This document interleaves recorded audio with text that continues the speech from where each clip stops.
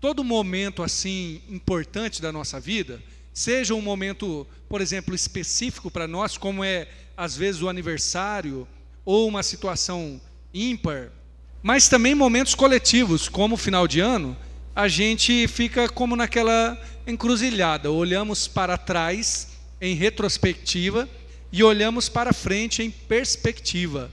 Ou seja, podemos pensar no nosso ano e pensar naquilo que virá. Muita gente faz novas resoluções para o ano, né? Tem gente que tenta correr atrás do prejuízo. Em 3 dias, o que será que dá para fazer que a gente não fez no ano inteiro? Acho que não dá para fazer muita coisa, né? Uma coisa que eu não te aconselho a fazer nesses 3 dias, tá? Regime, não dá tempo, tá? Pode ficar tranquilo. 362 dias do ano eu não consegui, não vai ser nos últimos 3 que eu vou dar conta, né? Não sei se você é assim também. Mas a gente começa a ponderar, né? Eu gosto de dizer, às vezes, que alguns têm listas. Eu já fiz algumas listas para o final de ano. E, enfim, não faço mais, não tenho feito. Mas é interessante a gente ter esses momentos de olhar para a nossa história e enxergar onde estamos e onde queremos chegar. Tem gente que fica a vida inteira no automático, a vida inteira deixando a vida me levar, empurrando com a barriga. E chega uma hora que o Senhor nos chama para a gente olhar para a nossa história, o Senhor nos chama para nós olharmos para quem nós somos e quem nós estamos nos tornando. Alguém já disse, não sei se isso é verdade ou não, que nós somos o reflexo das 5 pessoas mais próximas de nós. Não sei se de fato é real isso, mas certamente tem uma grande influência, obviamente. Mas a gente pode pensar onde nós estamos e aonde nós queremos chegar. O Salmo 126, eu já compartilhei com os irmãos em um outro momento, quando eu pregava todos esses salmos são chamados Cântico dos Degraus, né? Que é do 120, até o 134. Mas eu quero compartilhar de novo com os irmãos, gostaria que você lesse junto comigo, se você trouxe a sua Bíblia, ou no nosso telão. Diz assim: quando o Senhor trouxe do cativeiro os que voltaram a Sião, estávamos como os que sonham. Então a nossa boca se encheu de riso e a nossa língua de cânticos. Então se dizia entre as nações: grandes coisas fez o Senhor a estes. Grandes coisas fez o Senhor por nós, por isso estamos alegres. Faze-nos regressar outra vez do cativeiro, Senhor, como as correntes do sul. Os que semeiam em lágrimas cegarão com alegria. Aquele que leva a preciosa semente andando e chorando, voltará sem dúvida com alegria, trazendo consigo os seus feixes. Amém? Perceba que este salmo ele tem 3 tempos: passado, presente e futuro. Eles olham para trás, para aquilo que Deus tinha feito. Eles estão num momento específico, clamando ao Senhor, e eles estão olhando para frente. Eles estão contemplando a história inteira deles, né? Passado, presente e futuro. Esse é o tema de hoje, uma história completa. Até porque a sua vida e a minha também é constituída disso: passado, presente e futuro. Quando nós olhamos para a nossa vida como um todo, é claro que você não tem controle, por exemplo, do seu futuro. Você não pode dizer assim: eu quero morrer daqui 100 anos. Olha, que Deus abençoe, mas você não tem esse controle, né? Mas certamente nós podemos pensar sobre a nossa história como quem olha com a graça de Deus, com o temor de Deus, para fazer algo a respeito. Esse texto, quando nós olhamos em retrospectiva, nós vemos algumas lições já. Primeiro, que Deus já cuidou e Deus já fez coisas grandiosas. O verso 1 diz: quando o Senhor trouxe do cativeiro, Deus já cuidou. O que eles fazem, e quando nós fazemos isso também, quando a gente aplica o nosso coração e olha para trás não no sentido de desistir, tá? Mas no sentido de ver o que Deus já fez, nós reorganizamos a nossa vida a partir dessa retrospectiva. Olha o que Deus já fez, olha o poder dele. Tem um psicólogo que eu acho interessante, que ele fala sobre uma espécie de descongelar o passado. Algumas pessoas dizem assim: o passado não volta mais. É verdade, não volta. Mas o modo como nós enxergamos o passado pode ser mudado. E aí a gente olha para aquilo que passou e nós lidamos com isso. E nós, em retrospectiva, ou seja, olhando para o que já aconteceu, nós vamos vendo como a mão de Deus estava lá. É a graça de Deus fazendo isso, viu? E aí, nesse novo significado, nós também olhamos para frente, que é o famoso olhar em perspectiva. Tem gente que é crente, mas que ele ainda não tem os olhos da fé. Tem gente que anda com Deus, mas parece que não aprendeu. Ele está como os discípulos no caminho de Emaús. Conhece essa história? Se você é crente, eu espero que você conheça, hein? Os discípulos no caminho de Emaús. Jesus ressuscita e tem os 2 discípulos que estão andando ali. E eles estão andando, conversando com Jesus, falando sobre o mestre deles que havia morrido.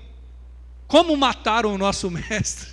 E o mestre deles estava lá. Eles estavam com Jesus, mas estavam cegos para uma perspectiva de ver Jesus entre eles. Agora a gente olha para frente com a perspectiva do que? Da esperança. O texto termina dizendo que aquele que leva a preciosa semente vai voltar com alegria, com os molhos, fecha, colheita, que a gente agora tem um novo fôlego. Percebe? A gente tem o para trás e o para frente, para a gente poder olhar com os olhos de Deus. Essa é a ideia. E é claro que como estamos no final do ano, fica aquela cara de olhar para o nosso ano, mas não precisa ser apenas o seu ano, não precisa ser apenas de 1º de janeiro de 2025, mas a sua vida, o que já aconteceu, e também para frente, não só 2026, mas aquilo que Deus tem para nós. Portanto, em uma história completa, nós temos muito para recordar. Essa é a primeira coisa aqui. Os versos 1 ao 3 falam de algumas coisas que o povo de Deus recorda. Quando que esse texto foi escrito? Ele é um dos salmos em que nós não temos certeza da datação, nem mesmo certeza de quem escreveu. Salmos eram muito coletivos também, eram escritos ou por um salmista específico, mas às vezes por um grupo de salmistas. E esse é bem provável que ele tenha sido escrito depois que o povo já tinha voltado do cativeiro. Lembra que o povo de Israel, especificamente o povo judeu, foi cativo na Babilônia, lá no ano 560 e pouco, alguma coisa assim, né? Durou 70 anos. Na verdade foi dos 600 e pouco até 580. Durou 70 anos até que eles voltaram. Provavelmente esse texto é escrito um tempo depois, porque agora eles estão lembrando do que eles passaram. Eles têm algo a recordar. O que? Os versos 1 a 3 vai dizer. Eles relembram com alegria. Aí eu pergunto para você, do que você tem para recordar com alegria? O que tem de alegria no seu coração, talvez até do que Deus já tenha feito? O que já moveu o seu coração alguma vez? E talvez agora até parou de mover, ou seu coração não fica mais encantado por isso? Mas tem uma época da sua vida, tem algo que Deus já fez, que você pode lembrar com alegria? Tem um autor que escreve sobre as etapas na vida de um cristão. O nome do livro é Etapas na Vida de um Líder, mas serve para todo cristão. Que ele diz que uma das primeiras coisas que Deus faz, ele chama de fundações soberanas. Fundações soberanas são aquelas coisas que mesmo antes da pessoa se converter, Deus já estava colocando ali no coração, na vida dessa pessoa, essas experiências com Deus. Eu posso dizer que antes e depois da minha conversão, eu tenho coisas que eu posso recordar com tanta alegria. Eu me lembro da minha infância sendo criado na igreja, indo na EBD, fazendo bagunça na igreja. Eu lembro da minha pré-adolescência, quando eu me converti aos 10 anos. A minha adolescência, quando várias experiências com Deus eu tive, foi uma bênção para a minha vida. E hoje eu chamo isso, como esse autor diz, de fundações soberanas. Era Deus colocando na minha vida algumas coisas que hoje eu posso recordar com alegria. O que Deus já fez que você pode lembrar?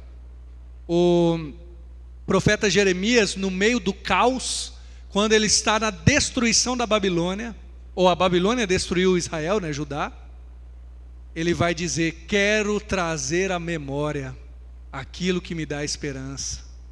Ele lembra que Deus já fez. Ele fala: bom é para o jovem esperar no Senhor. É bom. Lembre-se do que Deus já fez, lembre-se da vida com Deus que você tinha. Uma história completa, tem muita coisa para recordar, e aí eu tiro algumas lições desses primeiros versos. Nós recordamos que toda a nossa história pertence a Deus.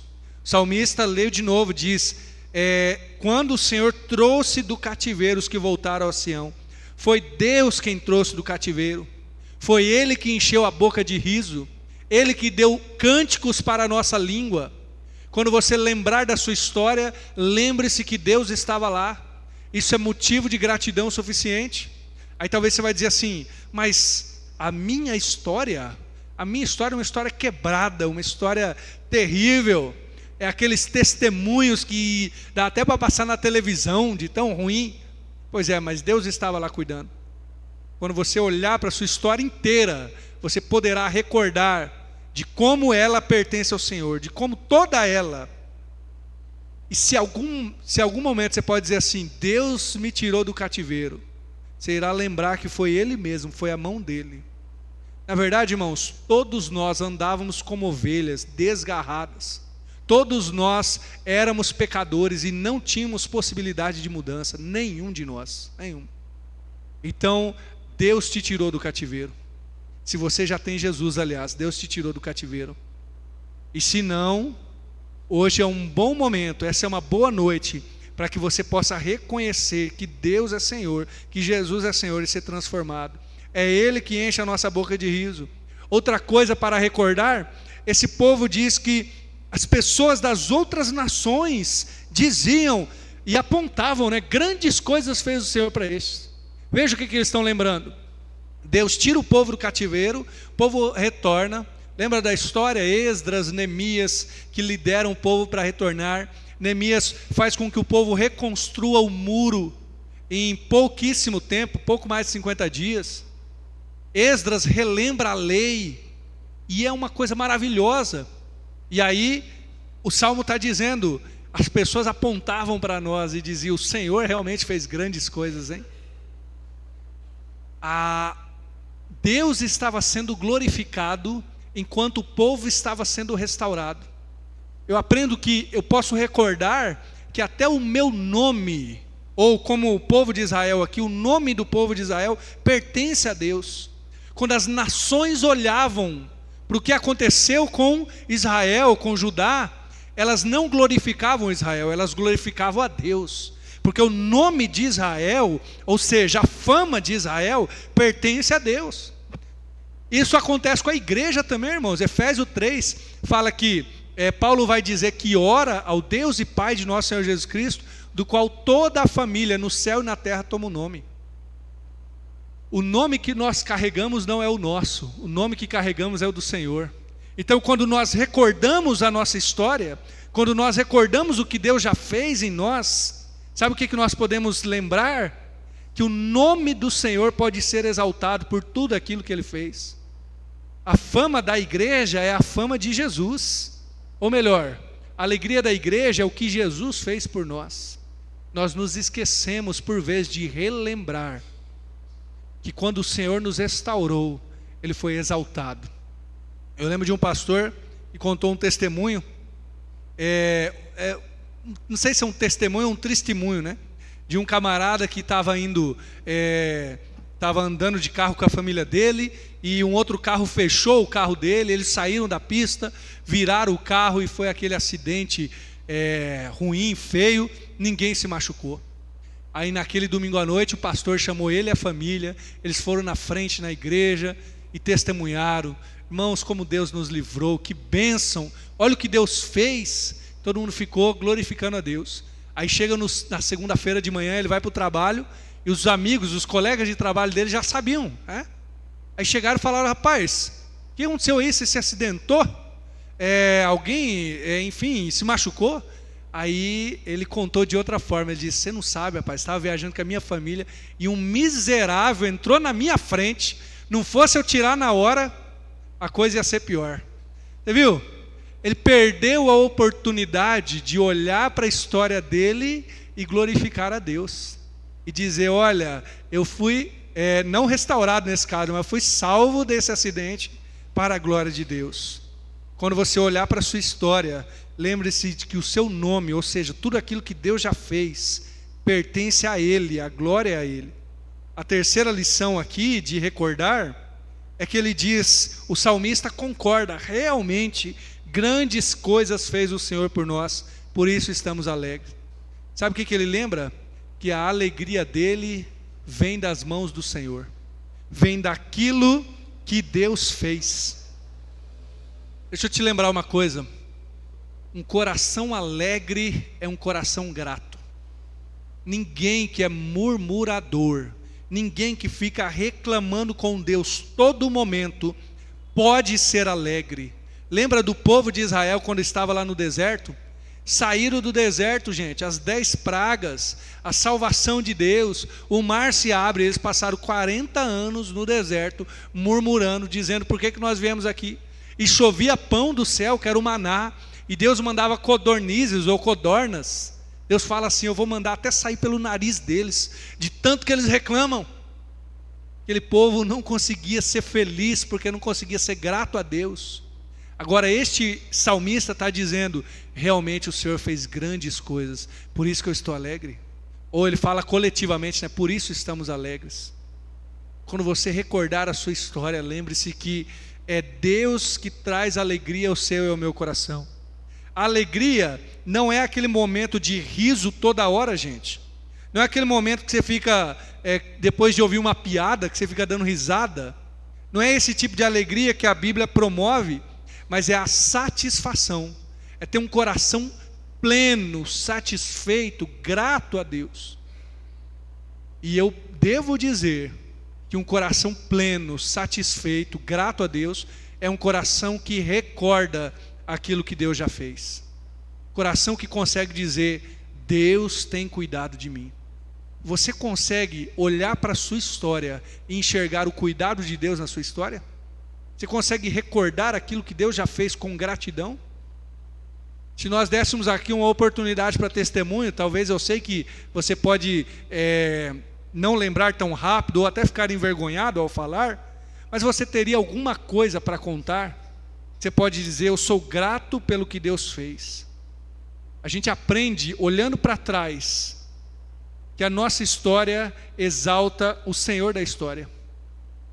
A gente aprende que aquilo que nos alegramos deve coincidir diretamente com aquilo que glorifica a Deus. É como um cântico que dizia assim, veja o que o Senhor fez. Aí falava sobre cura, restauração. É uma alegria poder dizer, veja o que Deus fez na minha vida. Veja o que a mão do Senhor operou em mim. Eu acho que dos autores bíblicos que melhor demonstram isso foi Paulo. Paulo vai dizer em 1 Timóteo que desde os seus antepassados servia Jesus.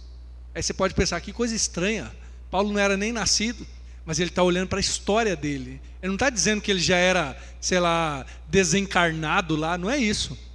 Mas ele olha para a história dele e diz, o Senhor a quem desde os meus antepassados eu sirvo. Porque ele consegue enxergar Deus cuidando da história dele. Em Gálatas 1, ele diz que o Senhor havia o separado desde o ventre da minha mãe. Olha o que Paulo está dizendo, aquele pecador que perseguiu a igreja, ele conseguiu olhar para a história dele e dizer, Deus estava lá. Quando eu estava no ventre da minha mãe, Deus já estava lá cuidando de mim. Aí ele fala, e quando chegou o momento, quando aprove a Deus revelar o seu Filho em mim, para que pregasse o Evangelho, ele o fez. Mas você entende o que Paulo está fazendo? Paulo está conseguindo olhar para a história dele e enxergar Deus ali, enxergar a mão do Senhor ali. Não é igual às vezes nós fazemos, sabe, irmãos? Que às vezes a gente dá desculpa para as nossas histórias. A gente fala assim, não, eu errei, né? Mas é por causa disso, daquilo. Não, não é isso que Paulo está fazendo.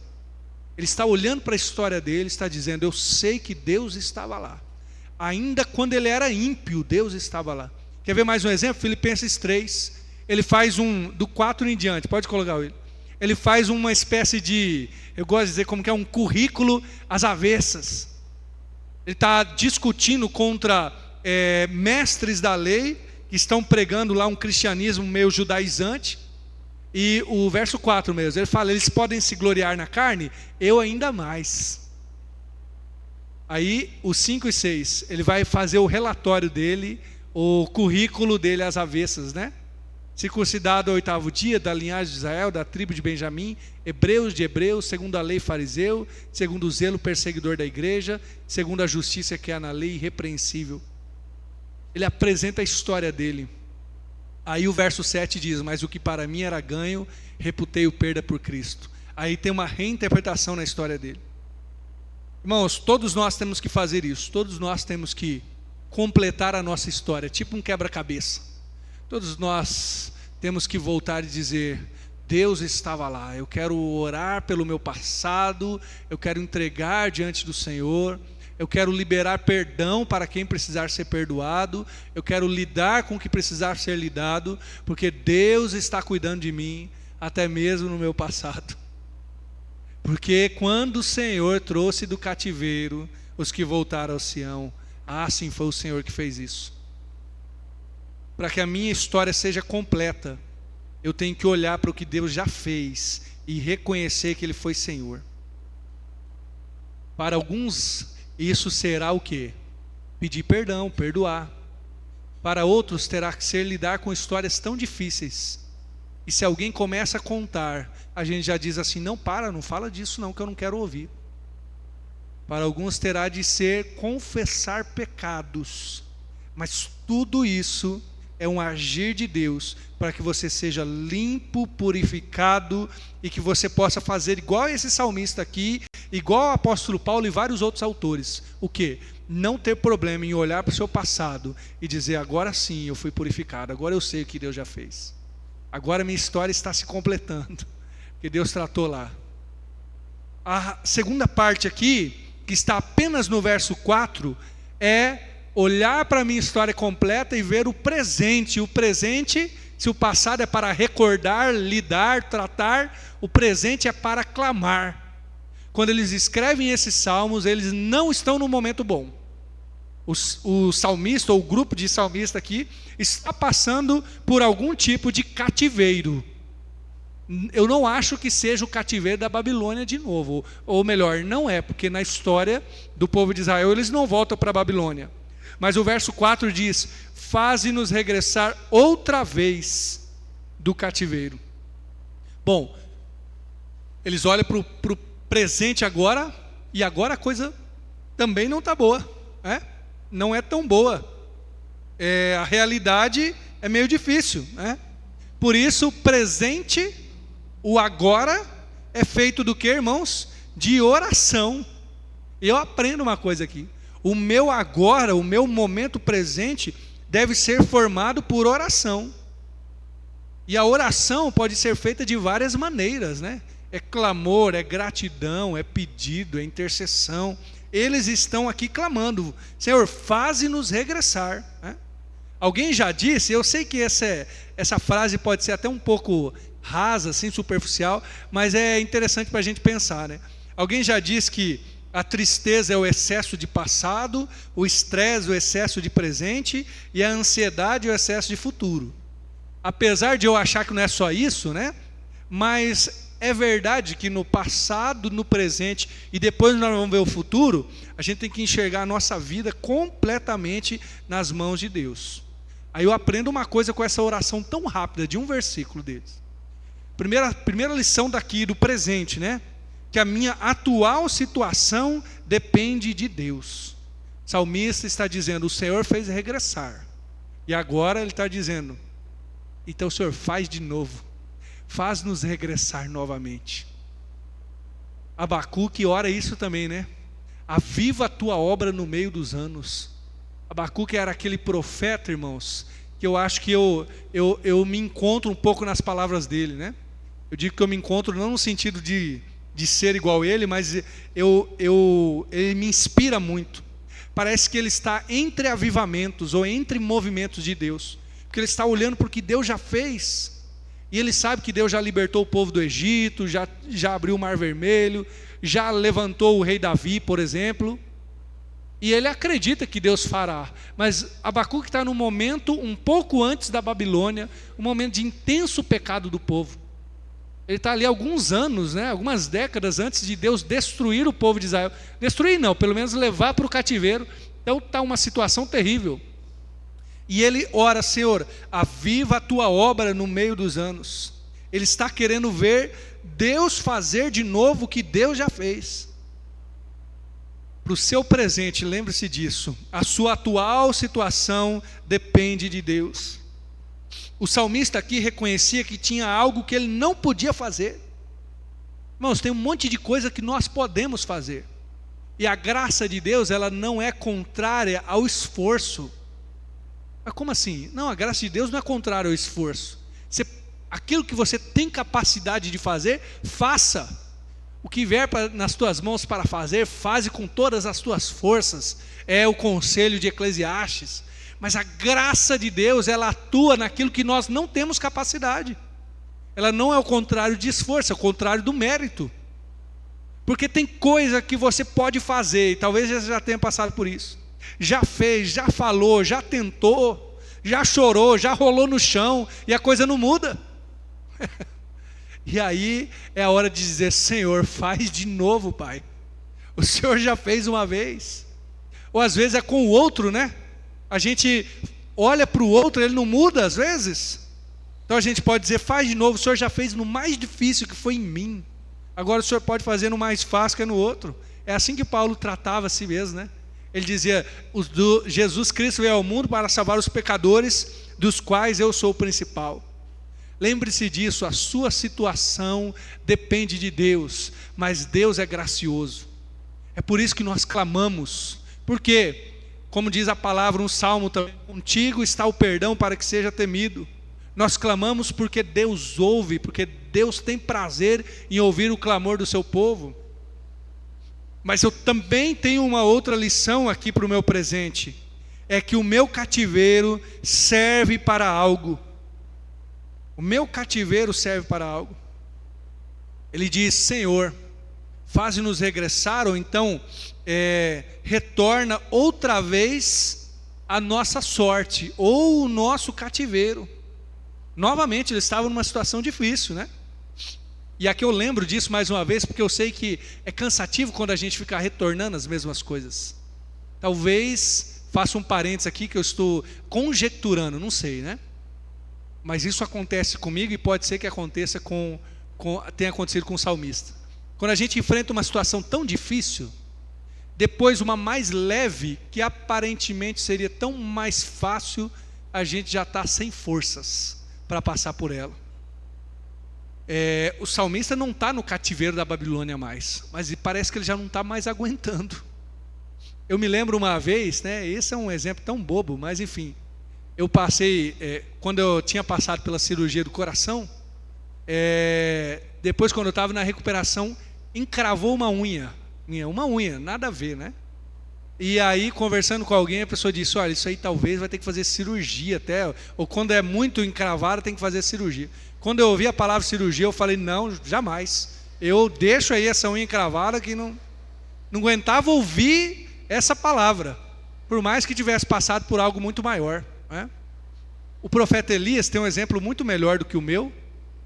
Ele vai no Monte Carmelo, ora a Deus, vence os profetas de Baal, 450, os profetas de Aserá também, cai fogo do céu, e no outro dia, Jezabel diz que vai matá-lo, na verdade no mesmo dia, né? E ele foge, e ele cai no que alguns chamam até de uma depressão, e ele pede a morte. Ele diz: Senhor, pode me levar. Por quê?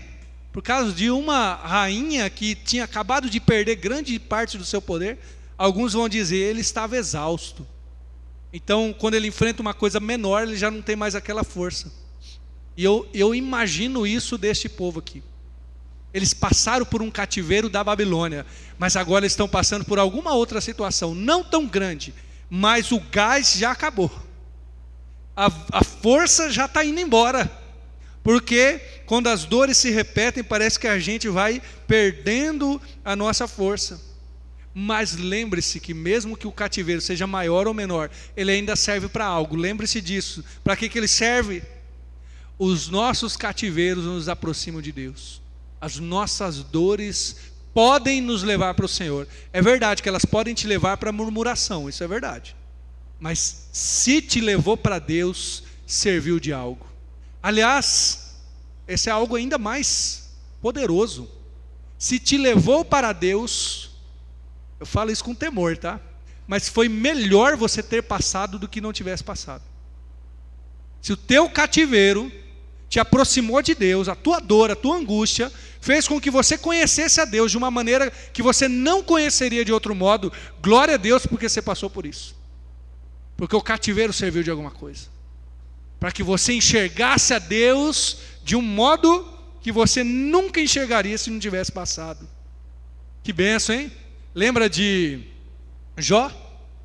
Jó é um homem, um servo de Deus, um homem consagrado a Deus. Gente, um homem fantástico que orava e que Deus falou para o próprio Satanás que este era o servo dele. Observaste o meu servo Jó. Que vida com Deus tinha Jó. Aí ele passa por tudo que ele passou, por tamanhas dificuldades. Jó pediu a morte também. Jó amaldiçoou o dia que nasceu. Aí Deus responde ele. Deus responde, Deus se apresenta a Jó. E aliás, gente, esse é o consolo de Deus, tá? Qual? Deus apresentar Ele mesmo. Nós esperamos que Deus nos console contando tudo, né?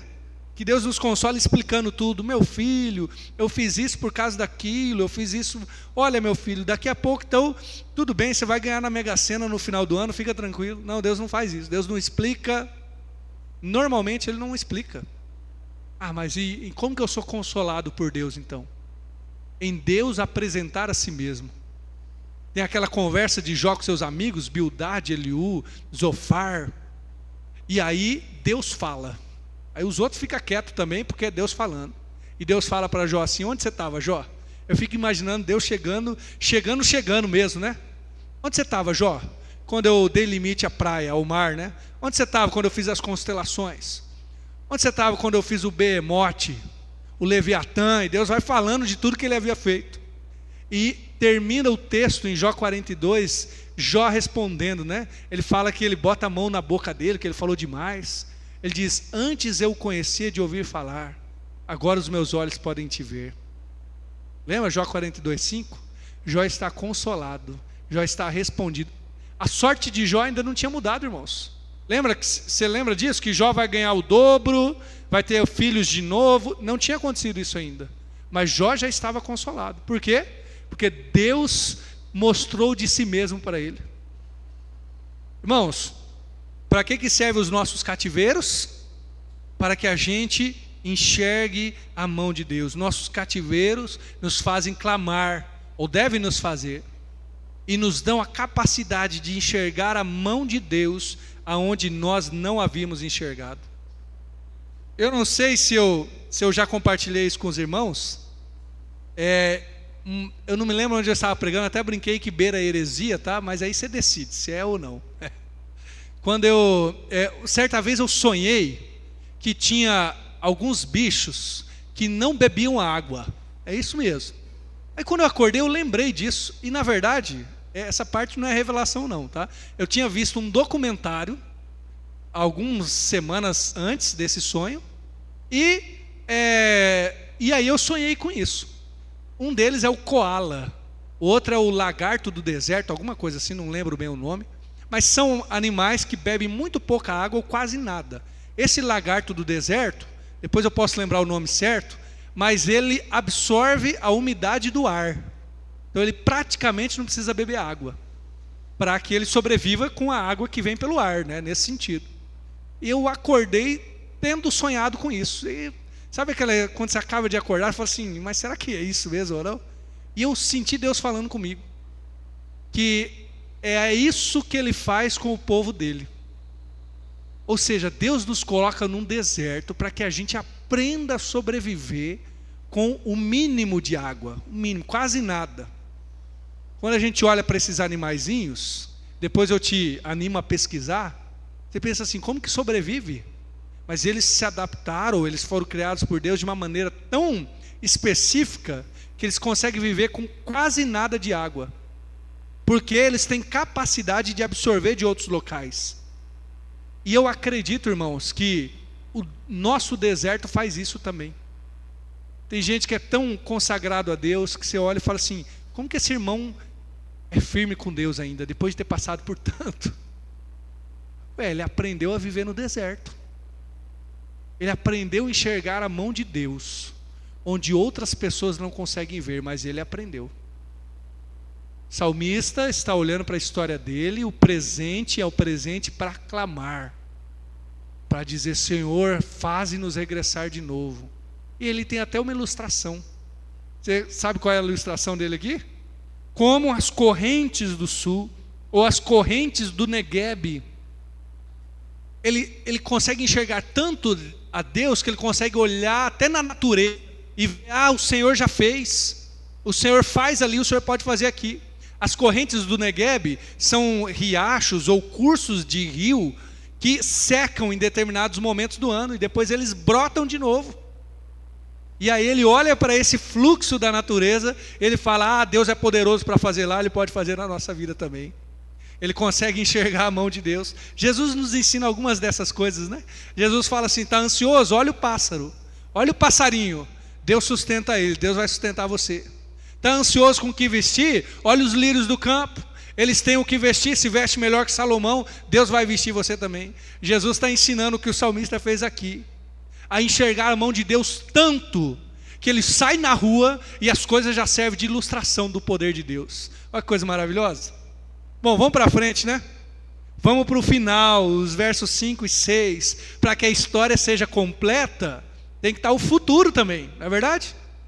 Porque se a gente não tiver futuro, por mais que ele não aconteceu ainda, a gente fica frustrado, a gente fica cortado no meio.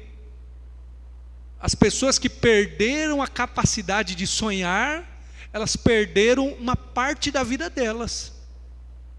Então, nós olhamos agora a nossa história completa, inteira, para o quê? Para ter esperança. Se o passado é para recordar, se é para tratar, curar, o presente é para clamar, o futuro é para ter esperança, né? Quando eles estão tratando aqui do futuro, o salmista usa a metáfora da semeadura. Semeadura. Alguns usam o termo investimento. Talvez você já ouviu falar disso, né? Investimento. Não sei se você já investiu. Tem a bolsa de valores para investir, por exemplo. Não tenho ideia, né, como que investe, mas eu sei que tem gente que investe. Tem gente que ganha muito dinheiro, tem gente que perde muito dinheiro. Tem a poupança. A semeadura é um investimento, a plantação, né? Alguns irmãos aqui que trabalham ou trabalharam no campo dizem, né, olha, foi plantado, tem que chover, se não chover na hora certa, é um investimento. Se não, é frustrado, né? Mas você, mesmo que você não seja um semeador de maneira literal, você certamente investiu na sua vida, ou investe, né? Nos estudos, na finança, o seu trabalho é um tipo de investimento. Você deve investir, por exemplo, na sua saúde, a ideia é que faça isso, investir na família, né? Mas olhando para frente, nós podemos ter esperança e podemos fazer investimentos corretos. Para olhar para frente, a primeira coisa que eu digo, que eu vejo nesse texto, é que a gente tem que viver a lei da semeadura. Viver a lei da semeadura. Eu uso esse termo porque ele é usado errado. Eu quero relembrar você como a Bíblia trata a lei da semeadura. Normalmente, eu ouço a lei da semeadura a partir da ideia de finanças ou de dinheiro mesmo. Já ouvi pregadores dizendo, olha, se você semear R$100 aqui, você vai ganhar 1.000. A Bíblia não promete isso, irmãos. Não é esse tipo de semeadura. Mas quando a Bíblia fala de semear, ela fala do quê? Gálatas 6, coloca para nós aí, William, fazendo um favor. O 7 e o 8, Paulo vai dizer assim, olha, cuidado de Deus não se zomba, ou Deus não se deixa escarnecer nessa tradução.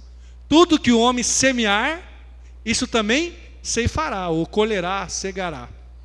Mas qual que é a semeadura aqui? O que semeia na sua carne, colherá corrupção. Colherá o resultado de uma vida carnal, mas o que semeia no Espírito, colherá a vida eterna. Para ter esperança, nós somos chamados ao quê? A semear no Espírito. Semeie no Espírito, para que você viva aquilo que você nunca viveu. Mas eu quero viver algo de Deus na minha vida. Como que eu faço para conhecer mais o Senhor? Semeia no seu espírito. Semeia uma vida de oração. Semeia uma vida de consagração a Deus. Semeia perdão, semeia transformação. Agora sim nós podemos olhar para o ano que virá, ou até mesmo para esses 3 dias finais aí, e ver o que a gente quer semear, o que a gente quer plantar para que a gente possa colher de fato. Mas outra coisa que eu percebo aqui, é que não é apenas a lei da semeadura que está sendo colocada aqui, ou semear, mas o modo de semear. Porque no texto do Salmo 126, as 2 vezes que fala sobre plantar, semear, fala de chorar também. Olha, ele fala que os que semeiam em lágrimas, e depois aquele que leva a semente andando e chorando. Por 2 vezes, semear é tratado com lágrimas. Que ele está falando do quê? De investir com tudo que você tem, com todo o esforço, até com lágrimas. E eu devo dizer para você uma coisa: você já faz isso. Eu tenho certeza que você já faz isso. Talvez não com lágrimas literalmente chorando, né? Alguns talvez são mais fáceis de chorar, ou outros menos, mas a verdade é que existe algo que nós semeamos com tudo que temos. E aí eu não sei o que é. Você pode responder. Esse ano, o que você semeou em lágrimas? A gente semeia em lágrimas, às vezes, o nosso time, né? Nosso time de futebol, a gente chora. Eu, esse ano, não tive muita alegria com o meu time, que é o Santos, né? Mas não quero falar sobre isso nessa noite, deixa quieto. Outros foram mais alegres. A gente semeia com lágrimas para o nosso emprego, semeia com lágrimas a nossa posição política, as nossas finanças. A verdade é que o nosso coração vai chorar por alguma coisa, ou vai se atentar, vai dar muita importância. E a Bíblia está dizendo: semeie no Espírito, chore, clame, busque ao Senhor, porque é promessa de Deus: chegai-vos a Deus, Ele se chegará a vós. Buscar-me-eis, esse é Tiago, né? E em Jeremias Deus diz: buscar-me-eis e me achareis, quando me buscardes de todo o vosso coração. Se você andar em espírito, semear em espírito, se você chorar, se você clamar, a promessa de Deus é o quê? Aqui nos dá esperança, vai haver uma colheita. Os que semeiam em lágrimas colherão com alegria. Quem semeia no espírito já pode semear com esperança. Se você dobrar o seu joelho nessa noite e orar e dizer: Senhor, eu quero te conhecer mais, pode fazer essa oração chorando e rindo, porque saiba que Deus vai responder no tempo dele, mas Deus irá responder. É que a gente é a geração, eu já ouvi essa história, que a gente é a geração TikTok. Eu nem tenho TikTok, mas é a geração TikTok, geração rede social, que a gente clama hoje e a gente quer em 10 segundos receber de Deus. Não, talvez você vai ter que passar 1 mês, 2 meses, 3 meses orando. Você tem capacidade de passar 3, 5, 6 meses semeando em oração, buscando a Deus? Você consegue? Porque certamente voltará com alegria, com a colheita. Lembre, não é a colheita de R$1.000, R$10.000, é a colheita do Espírito, da ação de Deus na sua vida. Eu tenho certeza disso. Promessa de Deus: voltará com alegria, trazendo consigo os seus feixes, a sua colheita. Agora a história está completa, né? Agora a gente pode olhar para frente e ver o mesmo Deus que estava cuidando lá, que nos tirou do cativeiro, é o Deus que nos dá a colheita, uma colheita para aquele que clamar. O mesmo Deus que cuidou do ontem, é o mesmo hoje e também eternamente. Ele não muda. Então, quando a gente olha a nossa história, não é a nossa história, irmãos, é a história do que Deus fez e do que Deus irá fazer. Eu gosto de dizer isso: quando contarem a minha história, quando contarem a sua história, eu espero que nem lembrem da gente direito, que contem aquilo que Deus fez por você, aquilo que Deus fez por mim. Eu quero encerrar. Você lembra que eu falei que eu preguei? Eu já preguei esse salmo quando pregava os cânticos dos degraus, fiz uma série de mensagens aqui, e estava na pandemia, até eu me lembro disso. Foi na pandemia, então era só o online, né, a live. Mas para encerrar esta mensagem, na época, eu fiz uma poesia, eu quero compartilhar com os irmãos novamente, que eu chamei de poesia em S. Usei apenas palavras em S para que fique mais claro, ou não claro, fique mais enfático sobre a colheita que nós teremos, né? Por isso eu usei o termo cegar, ou cegará, que é a mesma palavra para colheita, né? E eu quero ler com você, ou ler para você aqui, essa poesia, e que possa aí fazer você lembrar que se você semear, você irá colher do Espírito na presença de Deus. Semeia sementes, sem saber se será satisfatório. Somente sossega, Senhor sabiamente suprirá sobejante. Seja sol a sol, seja sombra serena, sempre saiba, Sião cegará. Sentimentos serão sarados, simplesmente sede saciada. Semeia e sossega, soberano Salvador, será solidamente superior sobre situações. Sistema sublime, semeia, se senta, siga silenciosamente, cega sucederá do Senhor. Amém? Lembre-se disso, semeia e sossega. Semeia no Espírito e o Senhor fará você colher. Vamos orar? Obrigado, Jesus, por esse tempo. Obrigado porque podemos olhar para a nossa história e dizer: o Senhor já fez. O Senhor nos tirou de um cativeiro, o Senhor nos tirou de um lamaçal. Todos aqui, Senhor, estariam em outros locais, abandonados em pecados. Alguns talvez seriam viciados em droga, mas outros estariam viciados no trabalho. Alguns teriam o ídolo do seu time, mas o outro ídolo seria o dinheiro. Alguns aqui iriam contemplar talvez uma vida terrível, outros uma vida maravilhosa, pelo menos no modo de entender desta vida.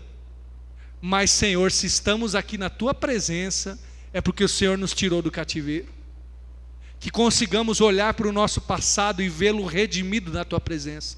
Mesmo os momentos difíceis, o Senhor estava lá, e o Senhor usou tudo isso para nos aproximar de Ti. Queremos então lembrar do nosso passado, e liberar perdão, Senhor. Perdoar aqueles que nos afligiram, que às vezes até antes da gente se converter, foram pedra de tropeço para nós, mas nós queremos que o passado seja passado.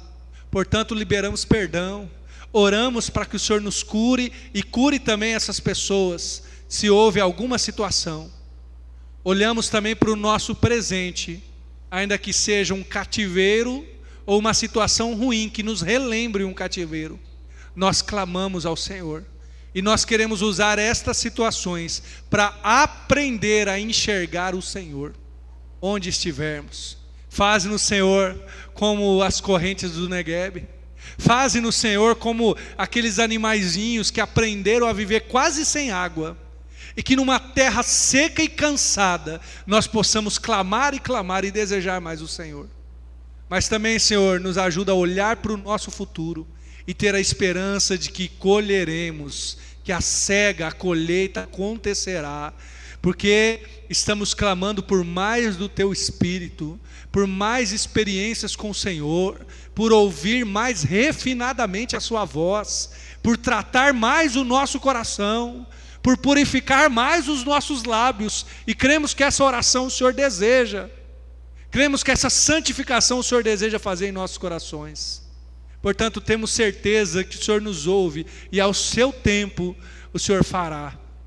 Oramos também, Deus, pelo nosso futuro breve, que o Senhor converta pessoas da nossa família, que o Senhor transforme realidades. Clamamos por cura, Senhor, clamamos por restauração de vidas, clamamos por libertação de vícios, por opressão do inimigo, que aqui alguns possam estar sofrendo, ou mesmo familiares, em nome de Jesus. Liberta, porque nós cremos que a colheita do Espírito, cremos que podemos fazer isso na Tua presença, Deus.